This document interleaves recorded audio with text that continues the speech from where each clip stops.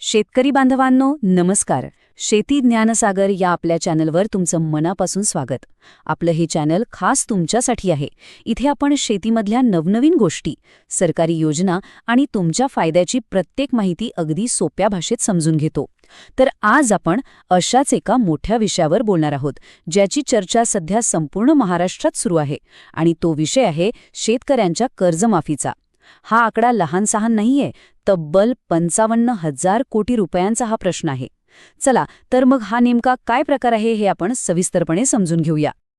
तर मग आपल्या सगळ्यांच्या मनात एकच प्रश्न आहे, खरंच लाखो शेतकऱ्यांचं कर्ज माफ होणार का? या एका प्रश्नाच्या उत्तरावर खूप काही अवलंबून आहे. फक्त शेतकऱ्यांचंच नाही, तर संपूर्ण राज्याचं अर्थकारण या निर्णयावर ठरणार आहे. आणि म्हणूनच हा निर्णय घेणं अजिबात सोपं नाही. चला तर मग बघूया सरकार सध्या काय करतोय. पहिला टप्पा आहे माहिती गोळा करण्याचा. म्हणजे काय, तर सरकार पडद्यामागे काही महत्त्वाच्या हालचाली करतंय. कोणतीही घोषणा करण्याआधी आतमध्ये बरीच तयारी सुरू असते. ती काय आहे हे आपण पाहूत. हे बघा, सरकार एका ठरलेल्या पद्धतशीर मार्गाने पुढे जात आहे. सगळ्यात आधी म्हणजे पहिल्या पायरीवर सगळ्या बँकांकडून माहिती मागवली जाते. मग त्या सरकारी बँका असोत, ग्रामीण बँका असोत किंवा आपल्या जवळच्या सहकारी बँका असोत. ही माहिती का गरजेची आहे? कारण कोणताही निर्णय घेण्याआधी नक्की किती शेतकऱ्यांवर कर्ज आहे आणि एकूण कर्जाचा आकडा किती मोठा आहे हे सरकारला अचूकपणे माहिती असायला हवं. म्हणजे बघा, आपण घरात काही खर्च करण्याआधी आपल्या खिशात किती पैसे आहेत हे तपासतो ना, अगदी तसंच आहे. आता दुसरा मुद्दा, हे असं कर्जमाफीचं प्रकरण काही आपल्या महाराष्ट्रात पहिल्यांदाच घडत नाहीये. याआधीही असं झालंय. मग आता पुढे काय होऊ शकतं याचा अंदाज घेण्यासाठी आपल्याला थोडं मागे जाऊन बघावं लागेल. ही वेळ रेषा बघा, यातून आपल्याला एक गोष्ट स्पष्ट दिसते. 2017 साली कर्जमाफी झाली तेव्हा जवळपास 24 लाख शेतकऱ्यांना फायदा झाला. त्यानंतर परत 2019 मध्ये कर्जमाफी झाली तेव्हा आकडा वाढून 30 लाखांवर गेला. आणि आता पुन्हा एकदा कर्जमाफीचा विचार सुरू आहे. यावरून हेच दिसतंय की कर्जमाफी आता फक्त एकदाच केली जाणारी मदत राहिलेली नाहीये, तर ते एक महत्त्वाचं सरकारी धोरण बनलं आहे. मग तुमच्या मनात प्रश्न आला असेल की जर हे आधी 2 वेळा झालंय, तर आता तिसऱ्यांदा करायला काय हरकत आहे? हरकत आहे, आणि ती आहे पैशांची. या मदतीसाठी जो प्रचंड खर्च येतो त्यामुळे राज्याची आर्थिक कोंडी होऊ शकते. चला बघूया राज्याच्या तिजोरीवर याचा किती मोठा भार पडू शकतो. आणि हा आकडा आहे तब्बल 55,000 कोटी रुपये. आता ही रक्कम किती मोठी आहे हे समजून घ्या. राज्यासाठी शाळा बांधणं, दवाखाने उभे करणं, रस्ते बनवणं यांसारखे अनेक महत्त्वाची कामं असतात. जर इतका मोठा पैसा फक्त एकाच योजनेवर खर्च झाला तर त्या दुसऱ्या विकास कामांवर त्याचा परिणाम होऊ शकतो. आणि इथेच सरकारसमोर खरा पेच निर्माण झालाय.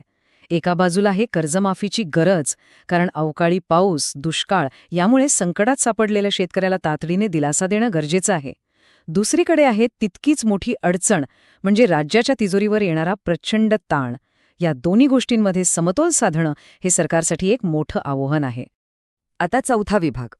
याच आर्थिक कोंडीमुळे हा निर्णय फक्त हो किंवा नाही इतका सरळ नाहीये.